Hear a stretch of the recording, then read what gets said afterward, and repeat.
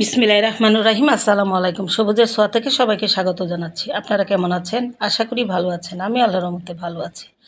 তো আজকে দেখাবো আপনাদেরকে একটা জৈব তরল সার, যে সারের অভাবে গাছের পাতা হলুদ হয়ে যায়, গাছের পাতা পুড়ে যায় ইত্যাদি বিভিন্ন কারণ থাকে।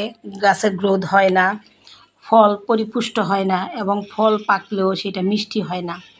তো যেসব কারণে এই প্রবলেমগুলো হয় সেই সব কারণ দূর করতে গেলে যে জৈব সারটা আমরা তৈরি করে ঘরোয়াভাবে দিতে পারি, তাহলে আমাদের এই সমস্যাটা সমাধান হয়ে যাবে। তাহলে চলুন দেখাই আমি সেই তরল জৈব সারটা কী।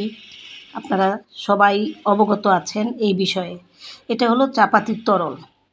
এটাতে প্রচুর পরিমাণে পটাশ, নাইট্রোজেন থাকে, যার কারণে গাছে এই খাবারটা দিলে গাছের পাতা হলুদ হবে না এবং গাছ যে খাদ্য গ্রহণ করতে পারে না পাতা, সেটা গ্রহণ করতে পারবে এবং গাছের পাতা সবুজ থাকবে এবং মাটিতে যে পোকামাকড় থাকে সেগুলোও কিন্তু দূর হয়ে যাবে। তো এই সারটা আপনারা সবসময় প্রয়োগ করবেন। এই যে আমার মরিচের গাছের পাতাগুলো হলুদ হলুদ ভাব হয়ে গেছে, সুতরাং এই পটাশের সোর্সটা অভাবের কারণে এরকম হয়। তাই এই চাপাতির তরল যদি আপনারা দিয়ে দেন, তাহলে কিন্তু এই প্রবলেমটা আর হবে না এবং গাছও সুস্থ থাকবে, সবল থাকবে। গাছের পাতা কখনো হলুদ হয়ে যাবে না, পুড়ে যাবে না। তো আপনারা এই সারগুলো দিয়ে দিবেন। তো মাটি ভিজা অবস্থায় দিবেন না, শুকনা মাটি যখন হবে তখন দিবেন।